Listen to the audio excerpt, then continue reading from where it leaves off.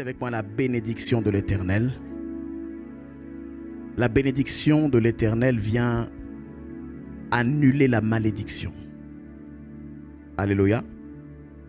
Ça fait maintenant 3 ou 4 semaines que nous sommes en train de parler de la bénédiction de l'Éternel. Parce que la bénédiction est une nécessité. Tu ne peux pas faire sans la bénédiction. Tu ne peux pas réussir sans pour autant être béni de Dieu. Alléluia. Nous avons défini la bénédiction étymologiquement, mais aussi bibliquement. Amen. Nous avons parlé des choses à comprendre dans le concept lié à la bénédiction. On a compris que la bénédiction, c'est un rapport de cause à effet. Nous avons compris que la bénédiction apporte aussi souvent la contradiction dans nos vies. Parce que la bénédiction a toujours des ennemis. Il y a des gens qui feront toujours tout pour que la bénédiction ne soit pas ton partage. Nous avons compris que malgré qu'ils fassent tout, la force de la bénédiction est qu'elle ne peut pas être contrée si du moins l'objet ou le sujet qui est béni reste dans le cadre de Dieu. Amen, amen. Amen, amen. Nous avons parlé de la conscience de la bénédiction. Beaucoup de gens ne sont pas conscients qu'ils sont bénis. Plusieurs d'entre nous qui sommes enfants de Dieu, fils de Dieu, n'avons pas la conscience de la bénédiction. Et quelquefois, il faut que la vie nous gifle pour que nous nous rendions compte à quel point nous étions bénis. Amen. Amen, amen. Aujourd'hui, le Seigneur me met à cœur plus de parler de la bénédiction de l'Église. Dis avec moi la bénédiction de l'Église. On entend souvent cette phrase, mais je peux adorer et prier chez moi, comme vous le faites à l'Église. Et la réalité, c'est qu'en même temps, c'est vrai, mais qu'en même temps, c'est pas vrai. Parce qu'il y a une bénédiction qui est rattachée à l'Église locale, que tu ne peux jamais retrouver chez toi à la maison. Il y a une atmosphère ou un environnement qu'il est impossible de reproduire lorsque l'on est seul à la maison. Amen, amen. J'aimerais pour cela que nous puissions lire le livre de Actes chapitre 2, du verset 42 au verset 47. Est-ce que tu es avec moi d'abord? Reste présent, reste prophétique parce que Dieu veut agir ce matin. Actes chapitre 2, verset 42 à 47. Regardons ensemble ce qui est écrit. Il est écrit ceci. Il persévérait, on y va? Il persévérait dans l'enseignement des apôtres, dans la communion fraternelle, dans la fraction du pain et dans les prières. La Bible déclare, la crainte s'emparait de chacun et il se faisait beaucoup de prodiges et de miracles par les apôtres. Tous ceux qui croyaient étaient dans le même lieu et ils avaient tout en commun. Ils vendaient leurs propriétés et leurs biens et ils en partageaient le produit entre tous, selon les besoins de chacun. Ils étaient chaque jour, tous ensemble, assidus au temple. Ils rompaient le pain dans les maisons et prenaient leur nourriture avec joie et simplicité de cœur, louant Dieu, dis avec moi, louant Dieu, et trouvant grâce auprès de tout le peuple. Et le Seigneur ajoutait chaque jour à l'Église ceux qui étaient sauvés. Parole du Seigneur, on acclame la parole de Dieu. Amen. La bénédiction de l'Église locale. J'aimerais rappeler à quelqu'un ce matin que nous sommes bénis. On dirait que toi, tu ne crois pas à cela. Je voulais dire à quelqu'un, nous sommes bénis. Ouais. Nous avons été bénis, nous dit Éphésiens chapitre 1, de toute forme ou de toute sorte de bénédiction dans les lieux spirituels en Christ. Tu es béni là où tu es. Alléluia. Est-ce que tu crois à cela? Tout dépend de la manière dont tu te regardes. Tout dépend des lunettes que tu utilises pour définir ta propre vie. Mais la réalité, c'est que l'homme devient toujours le produit de ce qu'il pense régulièrement. Et ainsi, le Seigneur voudrait commencer par changer ta mentalité ce matin ou cet après-midi pour que tu sois en mesure, pas seulement de déclarer, mais de croire au plus profond de toi que tu es béni. Déclare avec moi, je suis béni. Ce n'est pas simplement un slogan qui doit rester en l'air et qui ne doit être valable que dans les 4 murs de l'église. Non, ce slogan doit être une culture, une mentalité avec laquelle tu marches chaque jour de ta vie. Je suis béni. Peu importe ce qui peut se passer dans ma vie. Il y aura des temps forts, il y aura des temps faibles, il y aura des étés, il y aura des hivers. Mais n'empêche que je suis béni. Même quand il y a des temps difficiles, ma mentalité ne changera pas concernant cette croyance que je suis béni. Je suis béni de Dieu. Même dans la souffrance, je suis béni. Même dans la tristesse, oui, ça arrive, mais je suis béni. De sorte que là où tout le monde peut avoir la même tristesse, il y a une différence avec moi, c'est qu'il y a la bénédiction. David pouvait dire, lorsque je marche dans la vallée de l'ombre de la mort, ça veut dire je peux être en mesure de la traverser. Bien qu'étant enfant de Dieu, il est possible que je traverse des temps difficiles, mais n'empêche que je suis béni. Bien-aimé, tu ne pourras rien faire. Même si Job a été frappé par Satan lui-même, même si Dieu a permis que ses 10 enfants meurent, qu'il perde sa richesse, qu'il perde même le soutien de sa femme, n'empêche qu'il est béni. On traversera les moments la tête haute. On souffrira, mais s'il le faut avec le sourire. Et même si on pleure, nous aurons la parole de Dieu dans notre bouche. Je suis béni. Daniel a dit, Shadrach, Meshach et Abednego ont dit au roi, nous ne nous prosternerons pas devant ta statue. Nous ne nous prostituerons pas dans l'esprit. Tu veux nous jeter au feu, il n'y a pas de problème. En ce qui nous concerne, nous ne nous prosternerons pas. Et nous préférons, s'il le faut, mourir, mais sans parjurer. Parce que nous sommes conscients que nous sommes bénis. Tu pourras m'enfermer dans une prison, mais je serai quand même libre. Tu pourras me haïr, j'ai tellement en moi. Jésus communiquait ce message, crucifiez-moi comme vous voulez. Je prierai pour vous. Je ne pourrai jamais être contaminé par votre haine. Parce que je suis béni. Il n'y a rien à faire avec la bénédiction. Il n'y a pas de force contre la vérité. Il n'y a pas de puissance contre l'amour. Quand ta joie ne dépend pas des circonstances, il est impossible que le diable te traîne en justice pour te condamner. Je suis béni. Dis-le avec moi encore, je suis béni. Alors, cette bénédiction, dans cette bénédiction, Dieu a inclus la pensée de l'Église. L'Église n'est pas une idée humaine. L'Église n'est pas une pensée charnelle. Elle est l'idée de Dieu.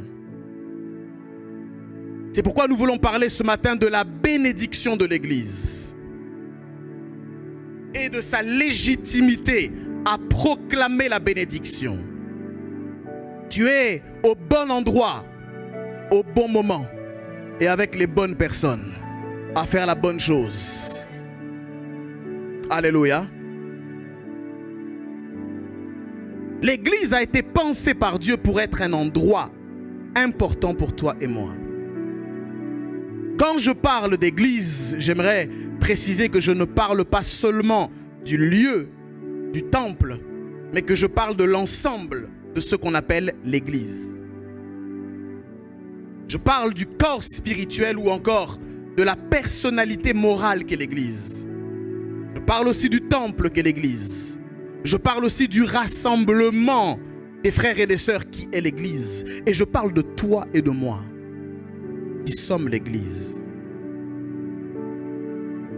Dans le livre des Actes des Apôtres que nous venons de lire, nous voyons que les endroits de réunion de l'Église primitive ne les définissaient pas forcément. Au verset 46, nous voyons qu'ils se rencontraient à la fois au temple, mais aussi dans les maisons. On dit, ils étaient chaque jour tous ensemble. Est-ce que tu peux dire avec moi chaque jour? Dis avec moi tous ensemble. Assidus, dis avec moi assidus. Il y a trois choses. Chaque jour, la fréquence, la régularité. On dit tous ensemble. Ça veut dire qu'il y avait un pouvoir collectif. Il y avait une prière corporative. Et on dit qu'ils étaient assidus. On est en train d'évoquer la persévérance avec laquelle ils le faisaient. L'état d'esprit, la résilience avec laquelle ils continuaient. Assidus au temple. Mais on voit aussi qu'ils rompaient le pain dans les maisons. Il y avait à la fois le temple et il y avait à la fois les maisons. L'endroit pouvait varier, mais l'atmosphère restait la même. L'Église est l'idée de Dieu, disais-je. Dans Matthieu chapitre 16 au verset 18, en parlant de l'Église, Jésus, en parlant de l'Église comme une réalité future, va dire quelque chose de très important. Voyons-le ensemble. Il est écrit, et moi, en parlant à Pierre, je te dis que tu es Pierre, et que sur cette pierre, je bâtirai mon Église, et que les portes du séjour des morts ne prévaudront point contre elle. En d'autres termes, concernant l'Église, la malédiction de la mort ne peut jamais prévaloir contre l'Église. Et par effet boomerang ou contraire, toute vérité étant parallèle, ainsi l'Église est bénie. Alléluia. Il y a, je parlerai de 5 bénédictions légitimes de l'Église ce matin. La première bénédiction ou la première légitimité de l'Église concernant la bénédiction, c'est qu'elle est une bénédiction pour être un lieu d'adoration. Dis avec moi l'adoration. Est-ce que tu sais que tu es privilégié d'être ici? Es-tu conscient, que dis-je, prends-tu conscience que tu es privilégié d'être ici? Dans le temple, pour adorer. Es-tu conscient qu'il y a des endroits où tu ne peux pas aller au temple parce qu'il n'y en a pas? Es-tu conscient qu'il y a des endroits où il y a des temples qui ne sont pas des temples de Dieu? Est-ce que tu es conscient du privilège que tu as? Est-ce que tu es conscient de la bénédiction qui est la tienne? La Bible déclare au verset 42, il persévérait dans les prières. Dis avec moi, dans les prières. Au verset 47, on parle du fait qu'il louait Dieu, louant Dieu. Ils priaient, ils louaient Dieu, ils adoraient. La bénédiction du temple, c'est que c'est un endroit qui est destiné à cela. Alléluia. J'ai suffisamment parlé du fait qu'il y a une différence à faire entre la présence et la manifestation. Nous sommes dans l'endroit destiné à la manifestation de la présence de Dieu. Dieu est présent partout, mais il ne se manifeste pas partout. Dieu est présent partout, boîte de nuit, au cimetière, même en enfer. Mais nous sommes ici dans le lieu où sa présence devient tangible, où sa présence devient manifeste, où sa présence peut être communiquée à ta vie. La Bible déclare dans le psaume 22 au verset 4 quelque chose que j'aime beaucoup, regardons-le ensemble. Il est écrit, pourtant tu es le Saint et tu sièges, dis avec moi siéger, Tu sièges, tu demeures, tu résides au milieu des louanges d'Israël. Alléluia. C'est dans le temple que Dieu siège. C'est dans le temple que sa présence est manifeste. C'est dans le temple que tu peux bénéficier de sa présence tangible. Est-ce que tu te souviens que c'est pendant qu'ils priaient ensemble qu'ils ont reçu le baptême du Saint-Esprit? C'est quand on prie ensemble avec les frères et les sœurs qu'on peut être en mesure de recevoir les bénédictions spirituelles. C'est quand toute l'église s'est mise à prier que Pierre, qui devait être tué, a été relâché. Il y a une bénédiction de la présence dans le temple. Le temple est un endroit où la louange et l'adoration doivent battre leur plein continuellement. Il y a, dit le psaume 16 au verset 11, d'abondantes joies devant ta face et des délices éternelles à ta droite. Dis avec moi l'adoration.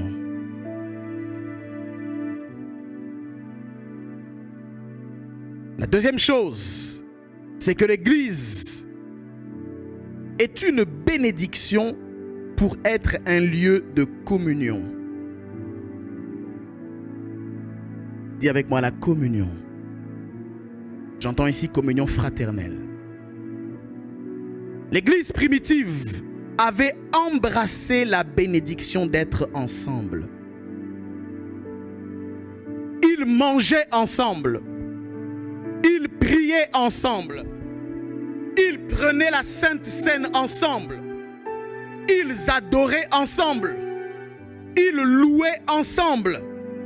L'Église était un endroit où l'on pouvait trouver des relations réelles, où l'on pouvait bâtir des relations significatives, où l'on pouvait bâtir des relations durables. Est-ce que quelqu'un me suit? Il est écrit au verset 44 dans Acte 2, tous ceux qui croyaient étaient dans le même lieu et ils avaient tout en commun. Alléluia.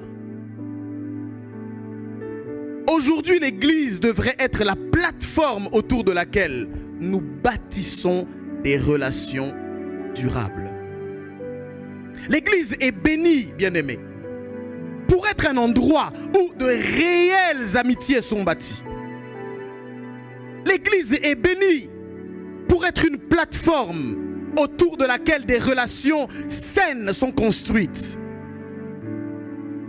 La bénédiction de l'Église réside dans le fait que nous pouvons tous ensemble, venant de différents horizons, nous retrouver autour des mêmes réalités.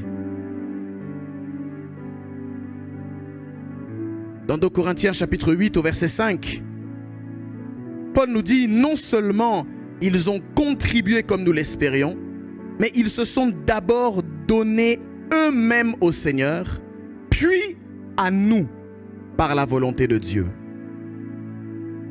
Alléluia. L'Église est donc destinée à être un endroit générateur de relations saines, mais aussi de partage de moments. C'est la raison pour laquelle nous passons du temps ensemble. C'est la raison pour laquelle nous pouvons regarder des films ensemble ici. C'est la raison pour laquelle nous récréons ensemble. Parce que l'Église est l'endroit par excellence prévu par Dieu, pensé par le Seigneur pour être une bénédiction. Alléluia. C'est dans l'Église où la bénédiction des vraies relations doit être trouvée.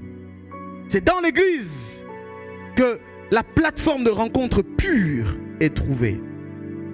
C'est dans l'Église, quand nous sommes ensemble, que la bénédiction est envoyée. Prends avec moi le psaume 133. Regardons ce qui est écrit dans le psaume 133. Il est écrit quelque chose de très important. Cantique des degrés de David. Voici, oh qu'il est doux et agréable, qu'il est doux pour des frères de demeurer ensemble. Pourquoi? C'est comme l'huile précieuse, dis avec moi l'onction, qui répandue sur la tête, descend sur la barbe d'Aaron, qui descend sur le bord de ses vêtements. Il dit c'est comme la rosée de l'Hermon qui descend sur les montagnes de Sion, car c'est là, dis avec moi c'est là que l'Éternel envoie quoi? La bénédiction, la vie pour... Dis avec moi, c'est là. Est-ce que tu sais que la bénédiction a besoin d'une piste d'atterrissage? Ici, les Écritures nous révèlent qu'il y a un endroit où Dieu a l'habitude d'envoyer la bénédiction, a l'habitude d'envoyer la vie pour l'éternité. Il y a un endroit spirituel, il y a un environnement spirituel, il y a une atmosphère spirituelle dans laquelle Dieu envoie la bénédiction. C'est quand les frères demeurent ensemble ou encore de manière interposée dans l'église, dans sa présence, dans le temple. C'est là qu'il envoie la bénédiction. Le travail que tu as eu, c'est là qu'il l'a envoyé. Le mari que tu as trouvé, c'est là qu'il te l'a révélé. La semence que tu as reçue, c'est là qu'elle t'a été donnée. C'est dans la présence qu'il envoie la bénédiction. Elle ne se manifeste peut-être pas là, mais c'est là qu'il l'envoie. J'aimerais parler à quelqu'un ici et rappeler un cœur pour lui dire: ne fais pas l'erreur de quitter l'assemblée. Je ne parle pas de cette assemblée en particulier, je parle en général. Si tu as une église d'attache, reste-y attaché. C'est là que Dieu envoie. C'est là que Dieu se révèle. C'est là que Dieu parle. C'est là que Dieu bénit. C'est là que Dieu fait du bien. Il ne te fera pas du mal si tu es à la maison. Mais sache que la bénédiction se trouve où est envoyée là. Dis avec moi, c'est là. Dis à ton voisin, c'est ici. Dis à l'autre voisin, c'est là que Dieu envoie la bénédiction. Ne fuis pas la bénédiction. Ne fuis pas la bénédiction. Amen, amen. L'église a la bénédiction pour être un lieu de croissance spirituelle. Dis avec moi la croissance spirituelle. La Bible déclare que l'église primitive grandissait dans sa connaissance du Seigneur. Au verset 42, on dit: il persévérait, dans Acte 2 toujours, il persévérait dans l'enseignement des apôtres. Waouh! Ils persévéraient dans l'enseignement.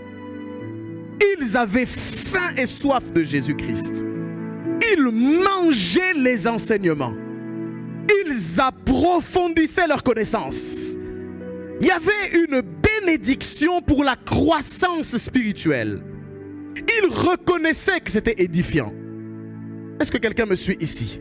La bénédiction de l'église primitive dans Actes chapitre 2 résidait dans sa capacité à être un centre de formation pour la croissance spirituelle. Un endroit où on enseigne les Écritures dans leur mystère. Un endroit où tu peux apprendre la vie selon Dieu. Un endroit où tu peux apprendre à gérer ta bénédiction. Un endroit où tu peux apprendre à faire du bien. Un endroit où tu peux apprendre à multiplier ce que tu as dans tes mains. Un endroit où tu peux apprendre à vivre la vie surnaturelle. Un endroit où la bénédiction est générée, mais aussi un endroit où cette bénédiction se répand sur les autres. Un endroit où tu prends de la musculation spirituelle. Un endroit où tu deviens consistant spirituellement. Un endroit où les obstacles et les vicissitudes de la vie s'évanouissent et s'évaporent pour laisser place à la parole, pour laisser place à la puissance de Dieu. L'endroit où on croit spirituellement, l'endroit où lorsqu'on avait peur des esprits devient un endroit là où on chasse les esprits. L'endroit où on avait toute forme de peur devient un endroit où on transforme la peur en courage. C'est un endroit de transformation où on passe de pauvre à prospère. C'est un endroit où on ne reste pas faible, mais un endroit où les faibles deviennent forts. C'est un endroit où de mini, tu deviens géant spirituel. Je ne sais pas à qui je suis en train de parler. Je parle à des hommes et des femmes qui passent de zéro à héros. Je ne sais pas à qui je m'adresse. C'est un endroit où lorsque tu n'étais rien, la parole vient te parler. La parole vient t'élever. La prophétie est donnée. C'est un endroit où la puissance des Écritures vient élever ton esprit. Dis avec moi la croissance spirituelle. C'est la croissance. L'Église est bénie parce que c'est l'endroit où la parole est enseignée. Alléluia. C'est dans l'Église que la croissance spirituelle est fondée sur la vérité. Parce qu'il y a beaucoup de spiritualité. Il y a des spiritualités mystiques. Il y a des spiritualités christiques, mais dans l'erreur. C'est dans l'Église, sur l'enseignement des apôtres, sur le fondement de la doctrine, que nous enseignons la vérité, que nous équilibrons les choses, que nous rectifions certaines erreurs, que nous recadrons ceux qui font fausse route. C'est dans l'Église. Dis avec moi Amen. L'Église est une plateforme de croissance. Alléluia. Ne le faisons-nous pas chaque mardi, mercredi et jeudi? Nous enseignons et nous grandissons et nous nous édifions et nous nous étirons et ton esprit est nourri. Dans l'église, tu es nourri spirituellement. C'est là où tu prends la nourriture spirituelle. C'est là où tu manges. C'est là où ta nourriture est variée. C'est là où tu trouves l'équilibre. Ne méprise pas la bénédiction de l'église. C'est là où tu trouves des opportunités d'apprendre, de te déployer, de trouver des ressources infinies, de comprendre Dieu, de l'aimer davantage, de mieux l'aimer, de mieux le servir. C'est dans l'église. Alléluia. Dis avec moi la croissance spirituelle. L'église, point suivant, a aussi la bénédiction pour être un lieu de la destinée. Un lieu de la destinée. Lis avec moi le verset 44 et 45. Toujours dans Actes chapitre 2. Tous ceux qui croyaient étaient dans le même lieu et ils avaient tout en commun. Ils vendaient leurs propriétés et leurs biens et ils en partageaient le produit entre tous selon les besoins de chacun. Nous voyons quand il est écrit selon les besoins de chacun, la vie de chaque membre de l'église primitive avait du sens. Ils étaient bénis parce qu'ils étaient en mesure de partager ce qu'ils avaient. De sorte que ceux qui n'avaient rien pouvaient trouver dans l'église de quoi avoir quelque chose. De sorte que ceux qui étaient perdus pouvaient trouver dans l'église de quoi être utile. C'est une bénédiction, bien-aimés, que d'être le prolongement de Dieu sur la terre. C'est une bénédiction, bien-aimé, que d'être les mains de Jésus sur la terre. C'est une bénédiction, bien-aimé, que d'être la bouche de Dieu sur la terre. D'être les pieds de Dieu sur la terre. Écoute, Jésus est remonté au ciel, mais il nous a envoyé le Saint-Esprit afin que par lui, nous devenions le corps de Christ. Jésus ne marche plus pour aller de la Galilée vers Nazareth ou XY. Il ne marche plus. Il marche au travers de toi et de moi. Jésus parle, c'est vrai, mais c'est à nous qu'a été donnée la responsabilité de prêcher. Il parle au travers de ta bouche. Jésus ne vient plus toucher les aveugles et les malades. Non, il touche au travers de tes mains, au travers de mes mains. Dans l'église, tu trouves l'opportunité d'être le prolongement de Dieu. Est-ce que quelqu'un me suit ici? La bénédiction de l'église repose sur le fait d'être une plateforme pour l'exercice du ministère. Alléluia. Pour aider les autres, pour les préserver par la prière, servir, aimer. Oui, c'est une plateforme pour apprendre à aimer. À apprendre à aimer comme Dieu aime. Apprendre à regarder comme Dieu regarde. Apprendre à faire le bien comme Dieu fait du bien. L'église est une plateforme d'exercice. C'est un endroit qui est béni pour l'exercice du ministère et aussi pour donner du sens à ta vie. Là où, lorsque tu marchais comme une brebis errante, par la parole et par l'atmosphère, Dieu te redonne une identité. Dieu te redonne une mission. Parce que c'est dans l'église que nous sommes en mesure de retourner au fabricant et de lui demander les explications sur le produit que nous sommes. À quoi est-ce que je sers? Pourquoi j'existe? D'où est-ce que je viens? Où est-ce que je vais? Avec qui je fais le chemin? Qu'est-ce que j'ai sur moi comme bagage? Pour la gloire de qui le fais-je? C'est dans l'église que tu trouves ces réponses. Des réponses significatives aux questions cruciales de ton existence. Je te rappelle des questions cruciales. Où d'autre que dans l'église peux-tu trouver cela? Et dans la parole. Alléluia. Dis avec moi le ministère. Point prochain, l'église a la bénédiction pour être aussi un lieu d'impact. Oui. L'église primitive avait de l'impact sur la communauté au sein de laquelle elle évoluait. Ce que Dieu faisait au travers de l'église primitive attirait les autres. Au verset 47 dans Actes chapitre 2, il est écrit: et trouvant grâce auprès de tout le peuple.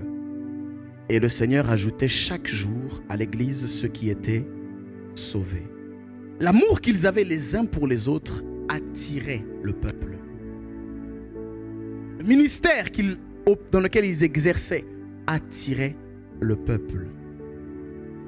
Le plan de Dieu, c'est d'attirer au travers de l'église le peuple pour que le peuple soit sauvé. La bénédiction de l'église repose sur le fait qu'elle est source elle-même de bénédiction et d'impact dans sa communauté. Je prie que Dieu travaille au travers de ta vie pour attirer les autres. Je prie que tu sois une vitrine de l'évangile pour que d'autres puissent être attirés. Je prie qu'il en soit ainsi dans le nom de Jésus. Je prie que l'adoration avec laquelle tu vis soit une plateforme pour attirer les autres. Je prie que le ministère que tu exerces soit une plateforme pour attirer les cœurs vers Dieu. Je prie que ta communion, la communion que tu as avec les frères, la communion que tu as avec le Seigneur lui-même, soit un prétexte que Dieu utilise pour attirer d'autres personnes. Dis avec moi la bénédiction de l'église. L'église est un endroit béni pour exercer l'impact autour de toi. Tu dois exercer cet impact. Je suis en train de préparer le message sur les finances. Et Dieu est en train de me dire des choses extraordinaires. Et je crois que nous arrivons dans cette saison où l'argent ne sera plus un problème. Je n'ai pas dit qu'on deviendra tous millionnaires ou milliardaires. Mais tu auras suffisamment assez. Tu auras plus de moyens que de besoins. Tu auras plus de budget que de projets. Je ne sais pas à qui je suis en train de parler ici. Mais Dieu nous dit qu'en cette saison, la bénédiction de l'Église va se décupler au niveau financier. Et je voudrais libérer cette grâce dans ta vie parce que cette affaire te concerne, cette affaire me concerne. Je ne sais pas à qui je parle, mais je parle aux entrepreneurs ici. Je parle au niveau de ceux qui doivent aussi développer des relations. Je crois aussi, je le crois, je ne dis pas Dieu m'a dit, mais je crois qu'il y a aussi une grâce favorable, une grâce pour le mariage qui est en train d'arriver et d'affluer dans l'église. J'ai dit d'ici 3 ans, tu dépasseras les 100K. D'ici 3 ans, tu dépasseras les 100K. 3 ans. 3 ans, maximum, tu dépasses les 100K. Je le crois profondément. Je l'ai entendu dans mon esprit. Je l'ai entendu dans mon esprit. Je l'ai entendu dans mon esprit. Si tu es prêt, si tu es prête, si tu es prête, reçois-le simplement au nom de Jésus. C'est une parole. Je ne dis pas ça pour t'exciter. Je dis ça parce que j'ai entendu ça du trône. C'est une saison favorable pour l'Église. Favorable, favorable, favorable. Nous allons prier, bien-aimés. On va prier pendant quelques instants. On va prier. Là où tu es, je vais te demander de te lever. Est-ce que tu crois à ça? Alors tu vas prier avec moi. Je suis dérangé dans mon esprit. Il y a des choses qui doivent être libérées là. Je vais m'arrêter là pour ce matin. Comprends simplement que Dieu voulait ramener à la prise de conscience que tu es béni. Que les portes du séjour des morts ne prévaudront point contre toi. Celui qui a entendu qui dise Amen bien. Je répète que les portes du séjour des morts ne prévaudront point contre toi.